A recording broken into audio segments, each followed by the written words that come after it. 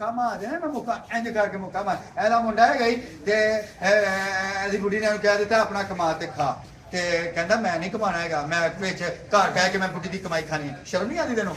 ਆਪੀ ਕਮਾ ਤੇਰੇ ਹੱਥ ਪੁੱਟੇ ਨੇ। ਕਹਿੰਦਾ ਨਹੀਂ, ਮੈਨੂੰ ਪੁੱਤਰ ਮੈਨੂੰ ਨਾਲ ਦੇ ਦਿੱਤਾ ਨਾਲ, ਤੇ 800 ਰੁਪਏ ਕਿਲੋ 'ਚ ਜਾ ਰਿਹਾ ਤੇ ਬਣਿਆ ਤਕਰੀਬਨ 900 ਰੁਪਏ ਦਾ। ਠੀਕ ਹੈ, 1 ਕਿਲੋ ਵਿੱਚ ਸਮਥਿੰਗ ਗ੍ਰਾਮ ਹੈ।